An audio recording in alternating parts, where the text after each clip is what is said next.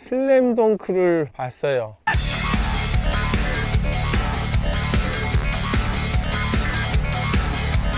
정말 정말로 너무 재미있습니다. 안녕하세요, 여행 중인 복작가입니다. 오늘은 제주도에 대한 이야기는 아니고, 제가 얼마 전에 슬램덩크를 봤어요, 극장판. 근데 그거 너무 재밌어가지고 그래도 좀 슬램덩크 얘기를 한번 해보고 싶어가지고, 그냥 슬램덩크 영상에다가 나레이션 하는 건 예의가 아닌 것 같아서 이렇게 풍경이 좋은 곳에서 한번 이야기를 좀 해보려고 합니다. 저는 정말 찐 슬램덩크 세대거든요. 제가 고등학교 때 연재를 시작을 해가지고 군대 있을 때 마지막 권이 나왔어요. 정말 좋아했던 작가기도 하고요. 슬램덩크 이노우에 작가는 처음 1권 시작할 때부터 마지막 권이 나올 때까지 그림의 드라마틱한 변화를 보여준 작가기도 해요. 뒤쪽으로 가면 갈수록 완벽한 작화로 작품을 마무리한 대단한 작가라는 생각이 듭니다. 저는 당연히 슬램덩크 전집을 다 가지고 있고 주기적으로 한 번씩 보는 것 같아요. 화장실 갈 때 한 권 들고 갔다가 다시 처음부터까지 다 보게 된, 몇 번 봤냐라고 세는 게 의미가 없을 정도로 정말로 많이 본 것 같습니다. 그래서 그 캐릭터들의 성격도 다 알고 있고 마치 내 친구의 이야기처럼 알고 있어서 굉장히 특별하죠. 그런 마음으로 이 슬램덩크 영화를 봤어요. 약간 기대 반 걱정 반의 마음으로 극장에 가서 슬램덩크를 보기 시작했습니다. 근데 웬걸, 와, 처음 시작할 때부터 가슴이 막 두근거리기 시작하더니 끝나는 순간까지 눈을 뗄 수 없는 그런 작품이었던 것 같아요.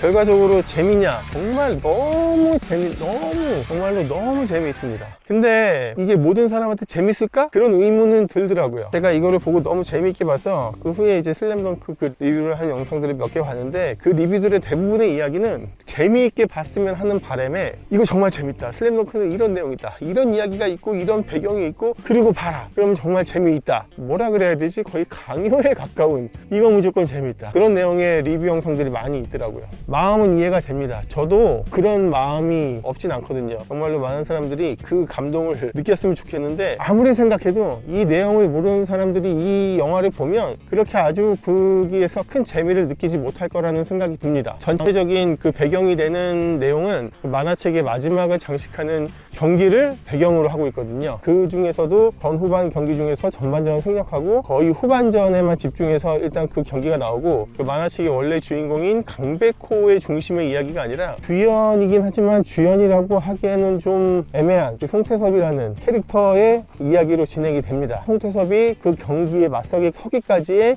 서사를 줘서 내용을 구성한 애니메이션입니다. 근데 이렇게 얘기하는 사람들이 있어요. 송태섭을 중심으로 했고, 그 송태섭의 이야기는 원래 슬램덩크를 알았던 사람들도 모르는 그런 내용이기 때문에 그냥 이 슬램덩크를 처음 보는 사람들도 아주 재미있게 볼 수 있다, 그러니까 걱정할 필요가 없다 라는 주장들을 하는데, 저는 그렇지 않다고 생각합니다. 그냥 단순히 뭐 괜찮네, 잘 만들었네, 뭐 이런 정도로는 볼 수 있을 것 같아요. 하지만 이게 이 원래 슬램덩크 팬들이 느끼는 그런 감동은 전혀 느끼지 못할 거라고 저는 생각합니다. 이 원작자인 이노우에가 직접 이 애니메이션도 연출을 했어요. 지금 전 세계적으로 1억 8천만 부가 팔렸는데, 슬램덩크의 내용은 일본 사람들은 거의 다 알고 있다고 보면 될 것 같아요. 마치 우리나라 사람들이 이순신의 이야기를 모두가 알고 있는 것처럼 일본 사람들은 슬램덩크의 내용을 거의 다 알고 있다고 생각하시면 될 것 같아요. 그러니까 우리가 지금 이순신을 주인공으로 한 한산, 명량 이런 영화들을 우리는 그 이순신 장군의 마음을 이해하면서 볼 수 있잖아요. 그 영화가 완성도가 뭐 엄청나게 높지 않다 그래도 우리는 그 영화를 재밌게 볼 수 있는 겁니다. 슬램덩크도 전 마찬가지라고 생각해요. 물론 슬램덩크는 굉장히 완성도는 높은 애니메이션이라고 생각해요. 하지만 이노우에 작가가, 감독이라고 할게요, 이노우에 감독이 이 영화를 만들 때 그렇게 친절하게 만든 것 같지는 않습니다. 일본 사람들이 볼 거라고 생각하고 만든 거죠. 이거를 뭐 전 세계에 수출해가지고 모든 사람에게 이해시키겠다, 이런 의도 자체는 처음부터 없었던 것 같아요. 팬들을 위한 영화에 가깝다. 영화는 굉장히 아주 퀄리티 있게 만들어졌어요. 애니메이션이라고 해서 우리나라에서는 분명히 좀 무시하는 성향이 있을 수도 있는데, 작품의 완성도를 보면 손색이 없습니다. 근데 제가 이게 처음 보면서 이 가슴이 두근두근 하면서도 보면서도 생각했던 그런 스포츠 애니메이션이랑은 좀 다르다. 뭔가 스포츠 애니메이션 하면 호쾌하고, 그때 뭐라 그래야 되지? 막 사람들이 막 우와 하고 막 되게 격하게 반응하고 그런 장면들이 있을 거라고 생각했는데, 그런 장면들은 또 없더라고요. 그런 부분의 연출이 헐리우드식 스포츠 영화를 연출하는 그런 장면도 있잖아요. 뭔가 되게 극적인 장면을 팍 놓고 그런 장면들, 그런 장면이 없어요. 그 극장에 앉아가지고 영화 속에 나오는 경기 장면들을 보면 내가 정말로 그 일본 고등학교 농구 경기장에 앉아있는 그런 느낌입니다. 정말로 막 군중의 환호, 애니메이션 보면 그런 것들 많이 넣잖아. 영화나 막 우와 해가지고 막 많은 사람들이 소리 지르는 그런 장면들을 많이 넣는데, 여기는 일단 그런 장면이 없이 되게 하물며 원작에서 봤던 그런 명장면들이 나올 때도 화면 한가득 담는 게 아니라 경기에 일부러 녹여가지고 넣어놔요. 뭐 아는 사람들은 알겠지만 뭐 그런 거 있어요. 상대방 선수가 이렇게 블로킹을 빡 했는데 그 블로킹이 강백호의 얼굴에 맞아가지고 골이 된다거나, 그냥 경기의 한 일부처럼 조그맣게 나와요. 그래가지고 저처럼 원작을 아는 사람들은 그런 것들을 찾는 맛이 아주 대단합니다. 너무 재밌어요. 그러면서도 아까 얘기한 것처럼 그런 박진감이 없어서 처음에는 약간 당황스러운데, 이게 어떤 느낌이냐면 스포츠판 영화 러브레터를 보는 듯한 그런 느낌? 이와이 순지의 러브레터, 굉장히 그 일본 예전에, 요즘 일본 영화 되게 막 거의 무너져가지고 쓰레기 같은 영화가 많긴 하지만, 옛날에 그 전성기 시대에 뭐 러브레터라든가 뭐 이제 그런 영화들에서 보여줬던 그런 약간 잔잔한 연출을 스포츠에 가미했다라는 느낌이 딱 들더라고요. 정말로 너무 잘 만들어진 일본 영화 같은 스타일의 스포츠 애니메이션, 한 이 정도로 얘기하면 될까?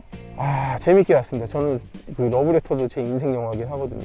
이노우에라는 원작자가 직접 스스로가 자기 멋대로 만들어서 아마 이런 작가주의적인 그런 면이 있는 그런 애니메이션이 나왔을 수도 있는데, 정말로 일반 감독이 만약에 만들었다면 그런 영상이나 그런 느낌을 주지는 못했을 것 같아요. 그만큼 저는 굉장히 재미있게 봤습니다. 제가 처음에 영화를 보러 갈 때 자막으로 봤습니다. 자막으로 딱 보고 나서 처음부터 끝까지 막 가슴이 두근두근거리고, 어떤 장면에서는 눈물도 막 나고, 근데 아이들은 소란가 갱년기인가? 자꾸 요즘 이렇게 영화 보면서 울어. 영화를 마지막까지 다 보고 이제 딱 끝났는데 또 보고 싶더라고요. 그래서 앉은 자리에서 다음 시간대 영화를 예매했습니다. 그러니까 이번엔 더빙으로 봤어요. 자막으로 볼 때는 이제 이게 일본 만화잖아요. 요즘은 일본 만화들을 라이센싱 해가지고 우리나라에 들어올 때는 일본 캐릭터 이름을 그대로 쓰잖아요. 슬램덩크는 처음 들어올 때 거기 나오는 캐릭터 이름 자체들을 다 우리나라식으로 바꿨습니다. 학교 이름들, 캐릭터 이름들이 다 한국 이름으로 다 기억하고 있어요.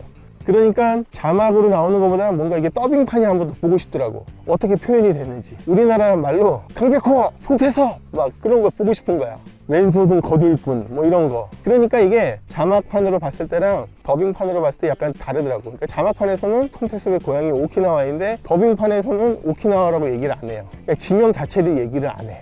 일본이라는 느낌을 주지 않더라고요. 오키나와 얘기가 잠깐 나와서 또 약간 세보면, 그 오키나와는 일본의 제일 저 남단 쪽에 있는 그런 섬입니다. 오키나와는 오키나와 본섬이 있고 뭐 이시가키 해가지고 섬들이 굉장히 많이 있어요. 근데 오키나와 전통 가옥이 제주도랑 굉장히 비슷합니다.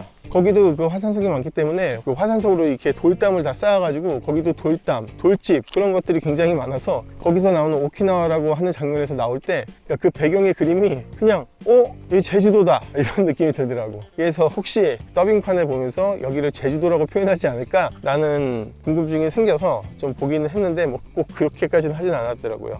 뭐 여담입니다. 어쨌든 저는 자막판도 보고 더빙판도 봤지만, 역시 우리 세대, 저희 나이대 사람들에게는 자막보다는 더빙이 저는 오히려 더 괜찮았던 것 같아요. 성우들의 연기가 뛰어났다 그런 건 잘 모르겠고, 그냥 캐릭터들이 서로 우리나라 이름으로 서로 얘기하는 그런 장면들이 저에겐 훨씬 익숙했기 때문에 굉장히 재미있게 봤습니다. 그리고 산안공고랑 하는 그 장면 자체가 슬램덩크 팬들한테는 굉장히 진짜 최고의 명장면이거든요. 그 자체를 보는 것만으로도 너무 좋았습니다. 그것만으로도 그 슬램덩크를 사랑하는 사람들이 보기에는 당연히 꼭 봐야 되는 그런 작품이라고 얘기를 할 수 있겠습니다. 모르는 사람들은 사실은 별 감흥 없을 거라고 생각합니다. 그냥 그렇다.